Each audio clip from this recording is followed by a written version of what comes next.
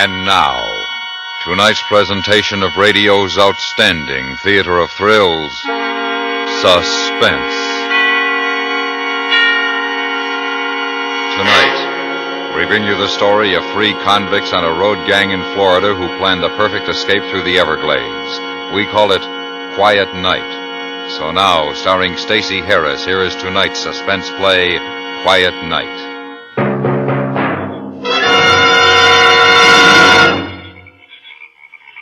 We listened for it every night, right after lights out. Then it'd be there, passing over us, headed across the Everglades toward Miami. For a moment, it was like having somebody come and see you on Visitor's Day. Only when you're on a road gang, you don't get no visitors.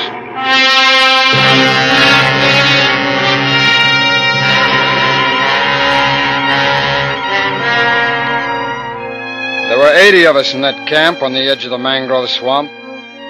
Every night we'd quiet down and listen to that airplane. Wondering about the people up there, where they'd been, where they were going, and wishing we were going with them. Then it'd be gone.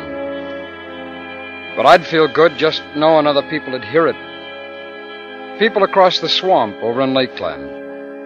They'd hear it about 6 minutes after we did.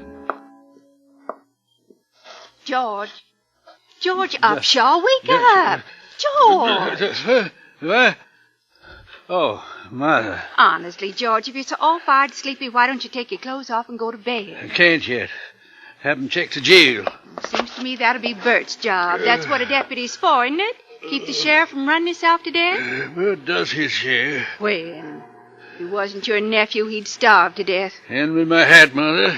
George, you know what Doc Lang told you. You gotta start taking it easy. I will. So long. George? Why? Remember how you used to kiss me whenever you left the house? Well, we were younger then, Martha. People our age don't... Never mind. Go on. What's eating you, Martha? Oh, I don't know. Maybe it was here in the plane coming over from Havana. Remember when we took it home from our vacation? That was 9 years ago. They'd have a new plane by now. We haven't had so much fun since. We ought to get away for a few days. Maybe go to St. Petersburg and just sit on the benches for a spell. We will, one of these days. One of these days. Well, if you're going to jail, hurry up about it so you can get home and get your rest.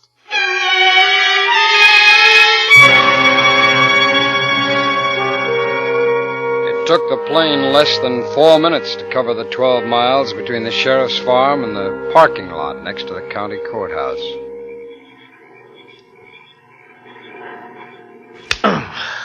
Lousy stinking mosquitoes. Want to put the window up? No, it's too hot. Bert, we ought to get out of here. Can't, honey. I'm on duty. I don't mean tonight. I mean get away from Lakeland for good. Where you figuring on going? Oh, up to Jacksonville over in New Orleans. Nah. Wouldn't work. Now, what makes you talk like that? You? Me? If you didn't settle down.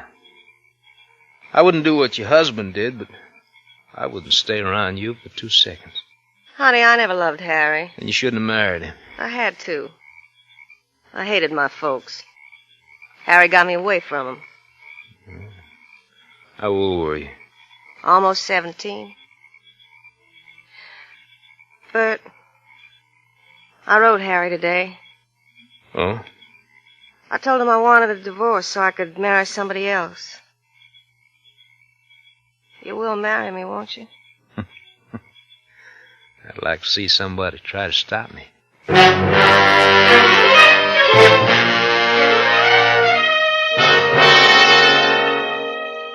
The night the plane didn't come over was the night that Harry showed Fats and me the letter. We figured the plane was late, held back by the wind or something, so we waited, listening. And while we waited, Harry had me read his letter. You through, Joe? Yeah, What'd you think? it's tough. Let me read it, Harry. Later, Fats. Listen to this, Joe. He's a wonderful man. I'm sure he'll treat me good. How do you like that? It's tough, Harry. Now, what'd you expect, Harry? No woman can wait 10 Why, years. you fuzzy little... Quiet, you guys. Listen. You hear it, Jeffers? Well, I thought I did. I guess not. She sure turned out to be an ever-loving wife, didn't she? Makes me wonder if I did right killing Red Simmons. Maybe it should have been her. You could still do it, Harry. We get enough money, we're making a break. Ain't that right, Joe? Fats, I told you before, don't talk about it, huh? We'd sure surprise her. Any of you guys got the makings? Yeah. Just don't forget where you got 'em, huh? Thanks. Hey, Harry. Yeah? You know that picture you got of her? You know, the one where she's wearing shorts? Yeah? Well, I was just thinking, you don't want it no more now. Why don't you give it to me, huh? Okay, Harry? What would you do with it, Fats? Oh, nothing. Just I ain't got no family, and I could sort of make like she's kinfolk. You know what I mean, Harry? I know what you mean. Well? No. Ah, you guys, you ain't got no feelings. Here's your tobacco, Joe. Thanks. That's okay, Jeffers. Joe, that plane ever been late before? Not since I've been here. And I'm getting nervous. Where do you suppose it's at?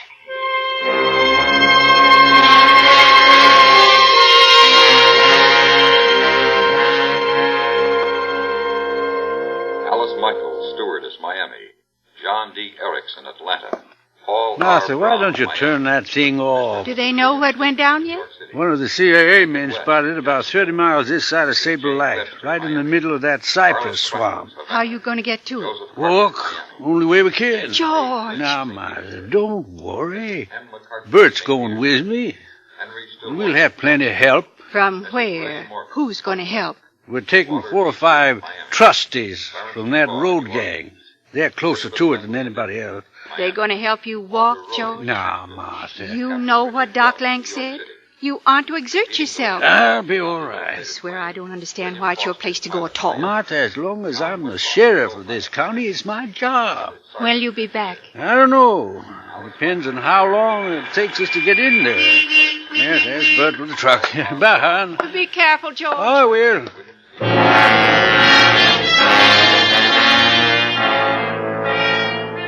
Before we'd finished our grits, we'd heard what had happened to the plane.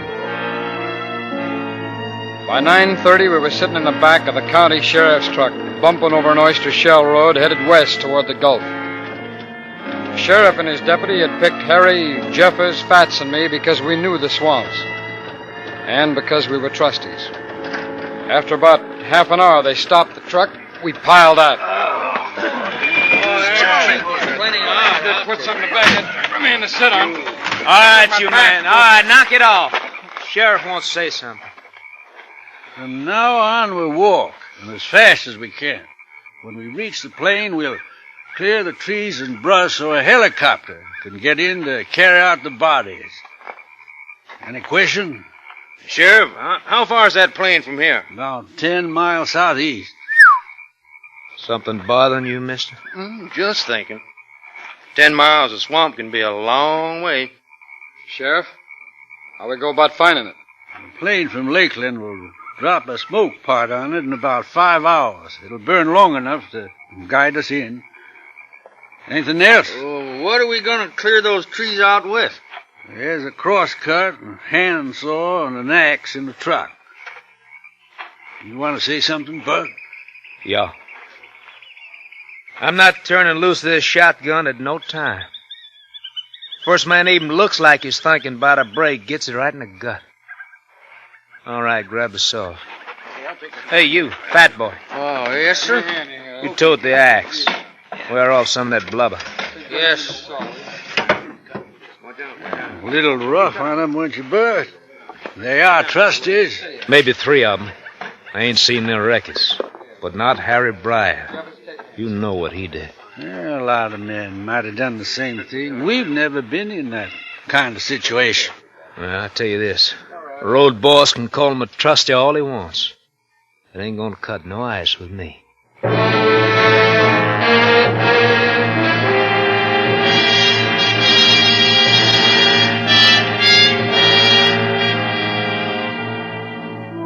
started then, single file, with the sheriff leading and the deputy behind us. Like he thought we'd be crazy enough to run. Even if we did get clean away, where'd we go without money? We really moved along until we hit swamp. Then every step we took, our boots went in up to our ankles. Getting our feet free out in front of us again was like walking up a hill.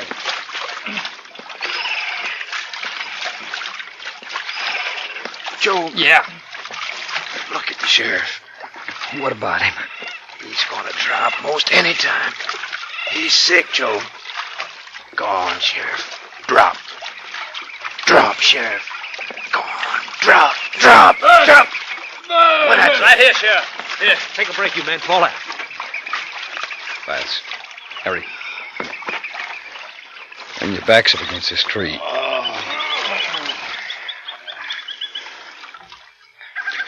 Sheriff's got the deputy worried. Look how he's unloosening his collar for him. Yeah. Hey, and you guys hungry yet? No. I think I'll eat one of them sandwiches. Joe. You been thinking about that plane? No, I don't like to think about things like that. I just hope I can forget them. I've been thinking about it, Harry. You know, every night when it used to come over, I sort of imagined I was on it.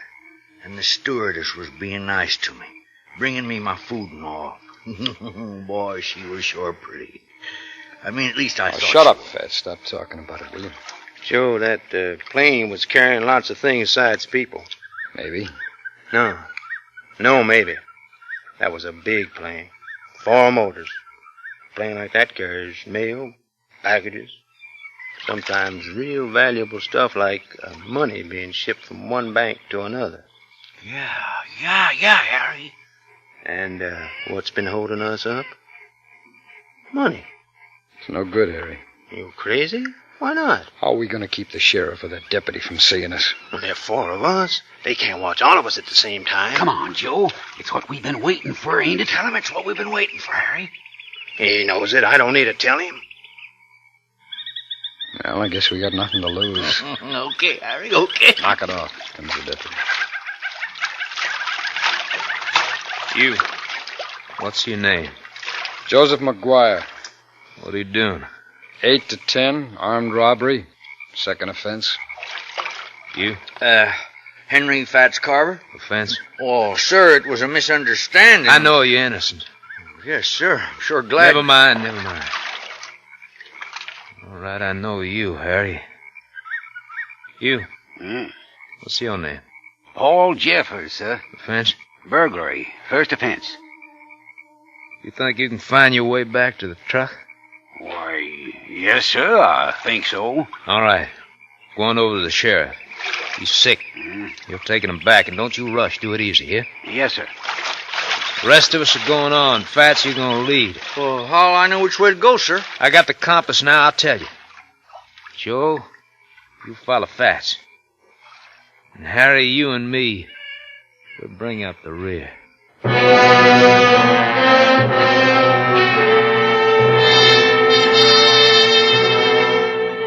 We started again. There are only 4 of us now. Fats, Harry, me, and the deputy. 3 of us against 1 of him. We didn't say anything. We didn't need to.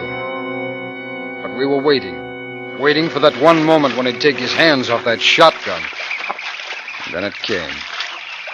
Okay, Fats, hold it up. Do you men see smoke rising off ahead? No, not yet. Hey, Mr. Deputy, can't somebody else carry this here axe? No. Joe. Yeah, Harry. Sir, are you sure we're headed in the right direction? I'm sure. He's not so sure. Look at him, Joe. Yeah, I know. He's going to reach in his pocket for that compass. Fats. There he goes. Now, Fats. Now! The gun, Harry! Get the gun!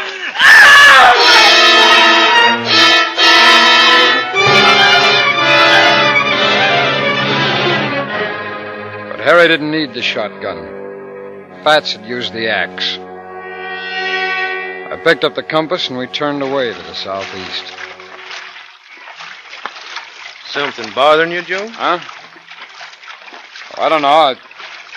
I was just thinking. About what's at the plane? Oh, I was thinking about that deputy. Don't feel bad about him.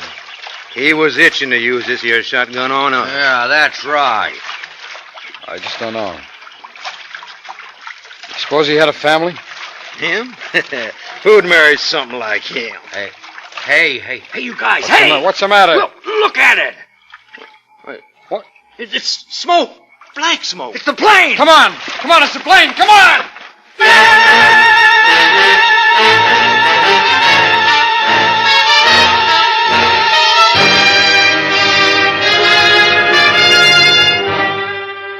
You are listening to Quiet Night, tonight's presentation in radio's outstanding theater of thrills, Suspense.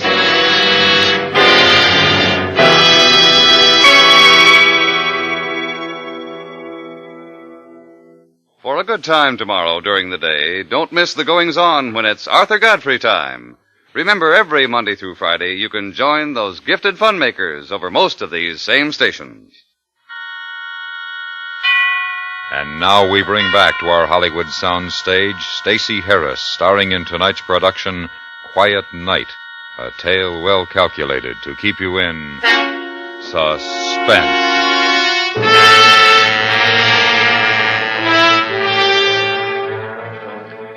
We were heading for that thin stream of black smoke rising out of the swamp that marked the position of the fallen plane. Ahead of us in a straight line about 200 yards long and 50 wide, the tops of the trees had been neatly sheared off by the wings. And then we saw it. Parts of the plane were scattered about in the mud as far as we could see. The wings had burned, but nothing else. The cabin was in two sections, with the larger section dead ahead of us. We climbed up into it.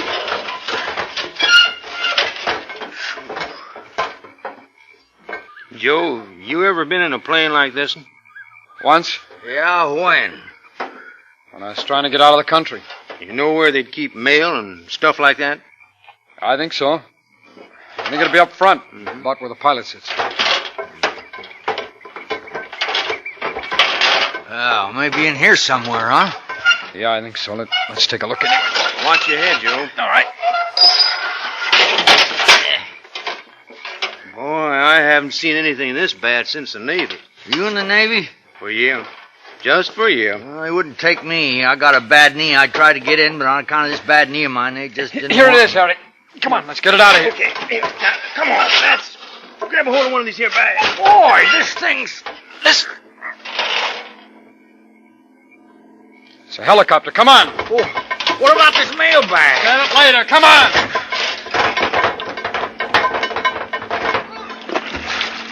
Now grab the axe, Fats. Harry, over here. Now, Fats, get busy chopping on that tree. Go on. All right. Come on, Harry. Where is he? Can you see him? No, not yet. The tree's too thick. He's going to have to get right over us. Here he comes. Now, act natural. Cut out the jump, Fats, and smile. Wave to him. That's it. Now, everything's fine. Smile. Hi. Hi. Hey. That's it. You think he's looking for that deputy? I hope not. What are we so worried about? He can't land. No, but he can use that radio of his. If he thinks something's wrong, they'll come after us before we get a chance to get out of the swamp. Here he comes again. Well, if he's planning on us making a clearing so he can land, he's got a long wait.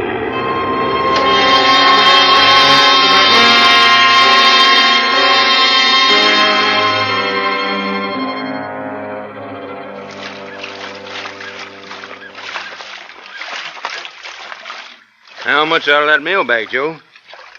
482. Not bad. Well, why don't we look in that other part? Maybe we'll find some more stuff. In a minute, Fats.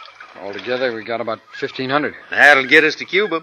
From there, we can work our way down to South America. When do you think we'll get there, Harry? Couple of weeks, Fats. We can rent a boat in Lakeland. A friend of mine's got one. Now, that's providing we get across to Lakeland tonight. Yeah. How far is Lakeland from here? 15, 20 miles. I'm tired. How come we gotta make it all in one night? Because that helicopter will be back in the morning, and when there's no place for him to land, he's going to know what's happened. Oh. We better leave in about an hour. Hey, we got any more of them sandwiches left? Nah, nothing. You're so hungry, Fats. Why don't you take a look in the galley? You know what?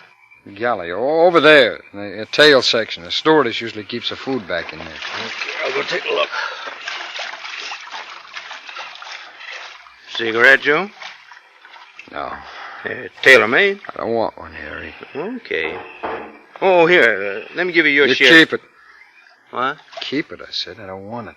What's the matter with you? I don't know.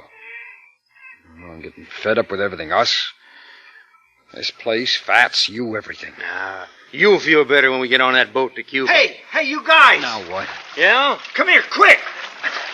What is it? Take a look in here. Look, there's a young kid. God, Harry, let me see. This kid's alive.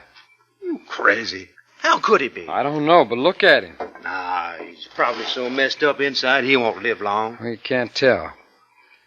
Kids like this are strong. They take a lot, bounce back hard. What you reckon we should do about him? Nothing. Just walk away from him, huh? Just forget he's here? Well, what else can we do? Are you a doctor? Am I? You don't look like he's hurt so bad he ain't bleeding. If we're going to get to Lakeland before morning, we can't fool around with him. Fats, take this rag outside. Dip it in some water, will you? So you put a cloth on his head. What are you, Joe? Some kind of healer? You got a magic Go on, cloth? Fats, do it, huh?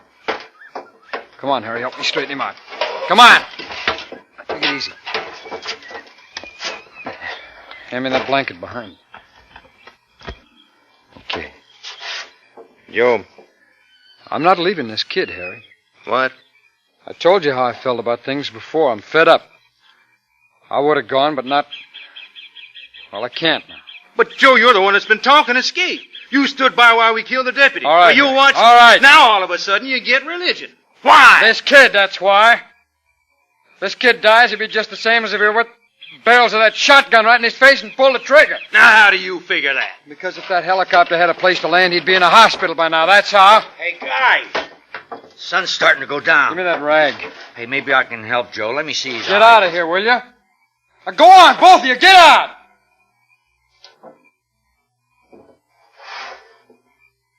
I'll give you half an hour. Then you're coming with us. And, Joe, What is it? don't you worry about it. That kid'll be dead by then.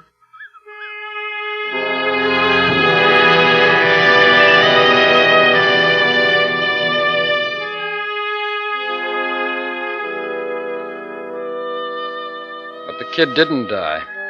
And in a few minutes, his breathing came easier, like he knew he wasn't alone anymore. I looked through his clothes for some kind of identification, but there wasn't any, not even his flight ticket stub or baggage check. He'd been traveling with somebody. His father or mother or both. But he would live. Yeah, I'd get him to a hospital in time, and someday he'd know what I'd done for him. It was a nice dream, and then the half hour was up. Joe, I'm over here, Harry.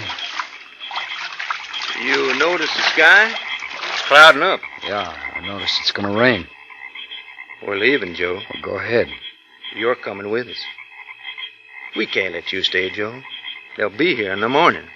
You'll tell them where we've Now, gone. you know me better than that, Harry. Sure. Not even if they promise you a pardon, huh? I'm not going with you, Harry. Now, you and Fats can... Where's Fats? Where is he, Harry? Fats? Fats? Hey, Joe, come on here. He's doing it for you, Joe. For you. Fats. What did you do to the kid?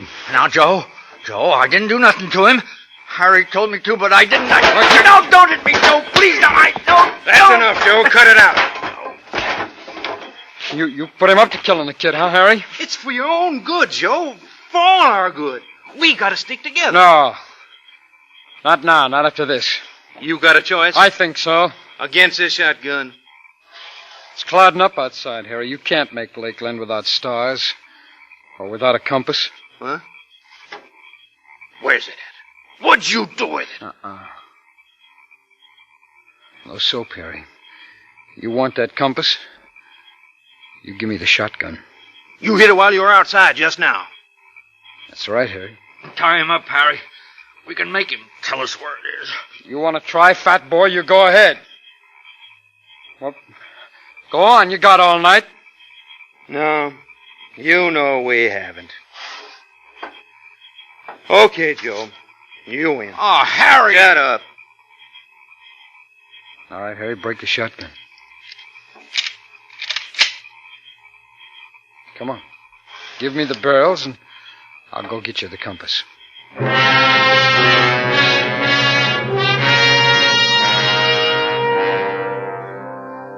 They left a few minutes later.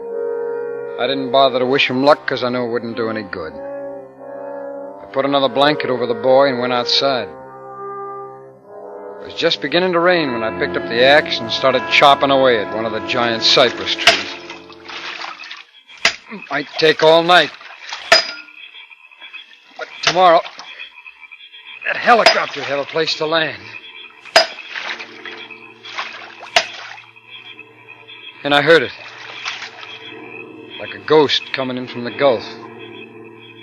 Heading across the Everglades toward Miami. People in Lakeland would hear it about 6 minutes. Other people, too, clear cool.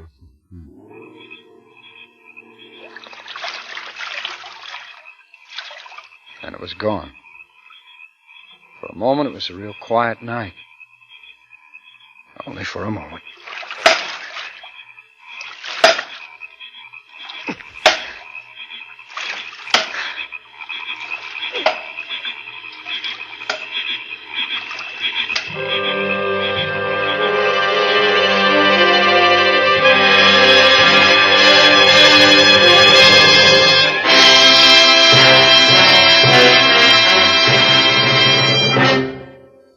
Suspense, in which Stacey Harris starred in tonight's presentation of Quiet Night.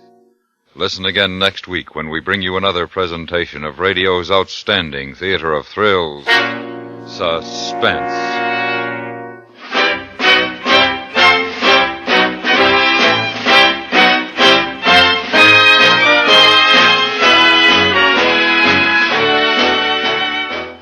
Suspense is produced and directed in Hollywood by Anthony Ellis. Tonight's script was written by Charles B. Smith. The music was composed by Lucien Morawek and conducted by Wilbur Hatch. Featured in the cast were Helen Klebe, Herb Butterfield, Charlotte Lawrence, Tony Barrett, William Forrester, Joseph Kearns, Joe Duval, and George Walsh. For dramatic excitement, don't miss the next explosive episode of the FBI in Peace and War, tomorrow night over most of these same stations. Stay tuned for 5 minutes of CBS News, to be followed on most of these stations by The Jack Carson Show.